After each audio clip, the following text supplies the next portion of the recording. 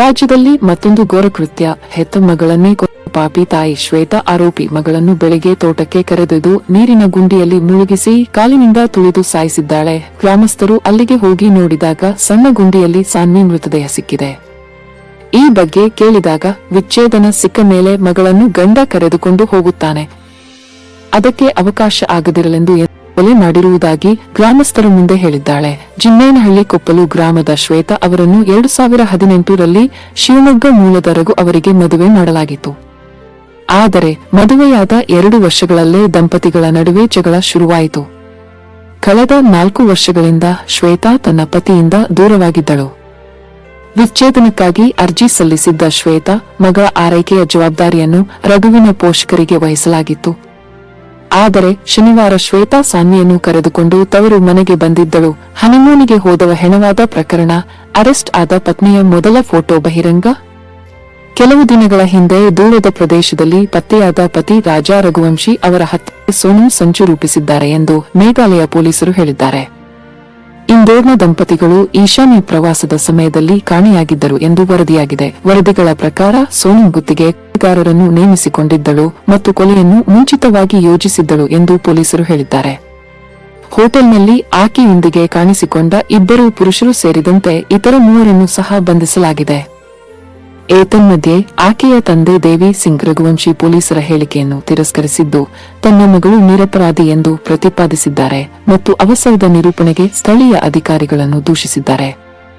ಸೋನಂ ಕಣ್ಮರೆಯಾದ ನಂತರ ಅವರ ಮೊದಲ ಫೋಟೋ ಈಗ ಆನ್ಲೈನ್ನಲ್ಲಿ ಕಾಣಿಸಿಕೊಂಡಿದೆ.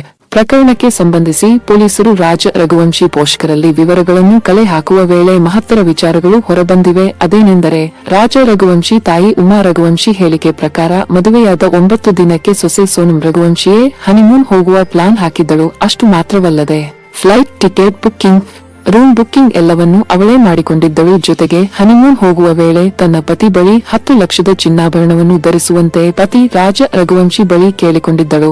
ಅದರಂತೆ ಹನಿಮೂನ್ ಹೋಗುವ ದಿನ ಸೋನಂ ತನ್ನ ತಾಯಿ ಮನೆಯಿಂದ ನೇರವಾಗಿ ವಿಮಾನ ನಿಲ್ದಾಣಕ್ಕೆ ಹೋದರೆ ರಾಜ ತನ್ನ ಮನೆಯಿಂದ 10 ಲಕ್ಷ ರೂ ಹೆಚ್ಚು ಮೌಲ್ಯದ ಚಿನ್ನಾಭರಣಗಳನ್ನು ಧರಿಸಿ ಹೊರಟಿದ್ದರು.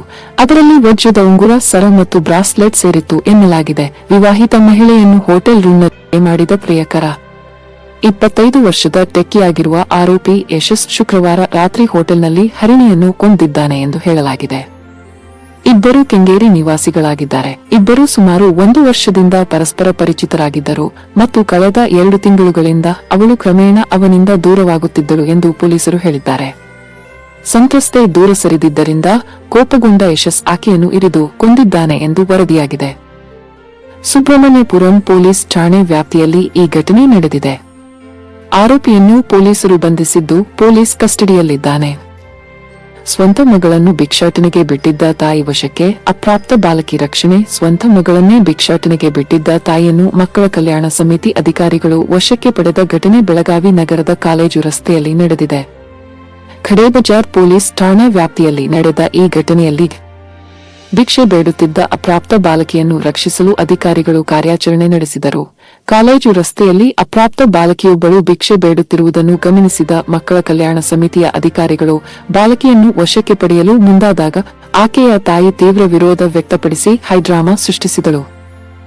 ಆದರೆ ಅಧಿಕಾರಿಗಳು ಪಟ್ಟುಬಿಡದೆ ತಾಯಿ ಹಾಗೂ ಬಾಲಕಿಯನ್ನು ವಶಕ್ಕೆ ಪಡೆದರು. ಬೆಳಗಾವಿಯಲ್ಲಿ ಮಕ್ಕಳ ಭಿಕ್ಷಾಟನೆ ಹೆಚ್ಚುತ್ತಿದ್ದು, ಇದಕ್ಕೆ ಕಾನೂನಿನ ಕಡಿವಾಣ ಹಾಕಬೇಕಿದೆ.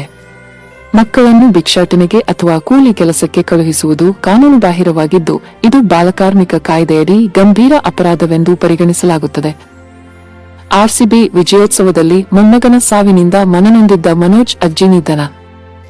ಆರ್ಸಿಬಿ ವಿಜಯೋತ್ಸವ ಸಂದರ್ಭದಲ್ಲಿ ಬೆಂಗಳೂರಿನ ಚಿನ್ನಸ್ವಾಮಿ ಕ್ರೀಡಾಂಗಣದ ಬಳಿ ಉಂಟಾದ ಕಾಲ್ತುಳಿತದಿಂದ ಮೃತಪಟ್ಟ ಜಿಲ್ಲೆಯ ಯಡಿಯೂರು ಹೋಬಳಿಯ ನಾಗಸಂದ್ರ ನಿವಾಸಿ ಮನೋಜ್ ಅವರ ಅಜ್ಜಿ ಮೊಮ್ಮಗನ ಸಾವಿನಿಂದ ನೊಂದು ನಿಧನರಾಗಿದ್ದಾರೆ.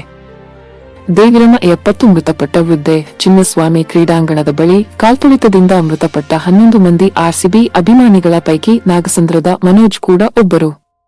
ಬೆಂಗಳೂರಿನ ಕಾಲೇಜೊಂದರಲ್ಲಿ ಬಿಬಿಎಂ ವ್ಯಾಸಂಗ ಮಾಡುತ್ತಿದ್ದ ಮನೋಜ್ ಸ್ನೇಹಿತರೊಂದಿಗೆ ಆರ್ಸಿಬಿ ವಿಜಯೋತ್ಸವಕ್ಕಾಗಿ ಸ್ಟೇಡಿಯಂಗೆ ತೆರಳಿ ಕಾಲ್ತುಳಿತದಿಂದ ಮೃತಪಟ್ಟಿದ್ದು, ಇದೀಗ ಮೊಮ್ಮಗನ ನೆನಪಿನಲ್ಲೇ ಅಜ್ಜಿಯೂ ಕೂಡ ನಿಧನರಾಗಿದ್ದಾರೆ. ಚಲಿಸುತ್ತಿದ್ದ ರೈಲಿನಿಂದ ಪ್ರಯಾಣಿಕರು ಬಿದ್ದ ಪ್ರಕರಣ. ಸಾವಿನ ಸಂಖ್ಯೆ 6ಕ್ಕೆ ಏರಿಕೆ. ರೈಲಿನಿಂದ ಬಿದ್ದ 6 ಜನ ಪ್ರಯಾಣಿಕರು ಸಾವನ್ನಪ್ಪಿದ್ದಾರೆ ಎಂದು ತಿಳಿದುಬಂದಿದೆ. ಠಾಣೆಯ ಮುಂಬ್ರಾ ರೈಲು ನಿಲ್ದಾಣದಲ್ಲಿ ಈ ಘಟನೆ ನಡೆದಿದೆ. ದೀವಾ ಕೋಪರ್ ಪುಷ್ಪಕ್ ರೈಲಿನಿಂದ 12ಕ್ಕೂ ಹೆಚ್ಚು ಪ್ರಯಾಣಿಕರು ಕೆಳಗೆ ಬಿದ್ದಿದ್ದಾರೆ. ಈ ವೇಳೆ ಸ್ಥಳದಲ್ಲೇ 5 ಸಾವನ್ನಪ್ಪಿದ್ದರು. ಇತ್ತೀಚಿನ ಮಾಹಿತಿ ಪ್ರಕಾರ ಮತ್ತೋರ್ವ ಗಾಯಾಳು ಸಾವನ್ನಪ್ಪಿದ್ದು, ಸಾವಿನ ಸಂಖ್ಯೆ 6ಕ್ಕೆ ಏರಿಕೆಯಾಗಿದೆ. ರೈಲು ಮುಂಬೈ ಸಿಎಸ್ಟಿ ನಿಲ್ದಾಣದಿಂದ ಲಖನೌಗೆ ತೆರಳುತ್ತಿತ್ತು. ಈ ವೇಳೆ ಈ ದುರಂತ ಸಂಭವಿಸಿದೆ. ರೈಲಿನಲ್ಲಿ ಅತಿಯಾದ ಜನಸಂದಣಿಯಿಂದಾಗಿ ಹಲವು ಪ್ರಯಾಣಿಕರು ಬಾಗಿಲಿನಲ್ಲಿ ನೇತಾಡುತ್ತಾ ಪ್ರಯಾಣಿಸುತ್ತಿದ್ದರು. ಈ ವೇಳೆ ಅನಾಹುತ ಸಂಭವಿಸಿದೆ. ಪೋಷಕರೇ ಎಚ್ಚರ. ಜೋಲಿಗಾಗಿ ಕಟ್ಟಿದ್ದ ಸೀರೆ ಕುತ್ತಿಗೆಗೆ ಸುತ್ತಿಕೊಂಡು 1 ವರ್ಷದ ಮಗು ಸಾವು. ಜೋಲಿಗಾಗಿ ಕಟ್ಟಿದ್ದ ಸೀರೆ ಕುತ್ತಿಗೆಗೆ ಸುತ್ತಿಕೊಂಡು 1 ವರ್ಷದ ಮಗು ಸಾವನ್ನಪ್ಪಿದ ಘಟನೆ ಉಡುಪಿ ಪುತ್ತೂರು ಗ್ರಾಮದ ನೆಟ್ಟೂರಿನಲ್ಲಿ ನಡೆದಿದೆ. ಅಯ್ಯಪ್ಪ ಎಂಬುವರ ಹೆಣ್ಣು ಮಗು ಕಾಳಮ್ಮ 1 ವರ್ಷ ಮೃತಪಟ್ಟ ಮಗು ಎಂದು ಗುರುತಿಸಲಾಗಿದೆ. ಅಯ್ಯಪ್ಪ ಕಳೆದ 3 ವರ್ಷದಿಂದ ಉಡುಪಿಯಲ್ಲಿ ಕೆಲಸ ಮಾಡಿಕೊಂಡಿದ್ದು, ಬುಧವಾರ ಬೆಳಗ್ಗೆ ಅವರ ಪತ್ನಿ ಜೋಳಿಯಲ್ಲಿ ಮಗು ಮಲಗಿಸಿ ಕೆಲಸಕ್ಕೆ ಮನೆಯಿಂದ ಹೊರಗೆ ಹೋಗಿದ್ದಾರೆ. ವಾಪಸ್ ಬಂದಾಗ ಜೋಳಿಗೆ ಕಟ್ಟಿದ್ದ ಸೀರೆ ಕುತ್ತಿಗೆಗೆ ಸುತ್ತಿಕೊಂಡು ಮಗು ಸಾವನ್ನಪ್ಪಿರುವುದು ಕಂಡುಬಂದಿದೆ. ಉಡುಪಿ ನಗರ ಪೊಲೀಸ್ ಠಾಣೆಯಲ್ಲಿ ಪ್ರಕರಣ ದಾಖಲಾಗಿದ್ದು, ಪೊಲೀಸರು ತನಿಖೆ ಕೈಗೊಂಡಿದ್ದಾರೆ.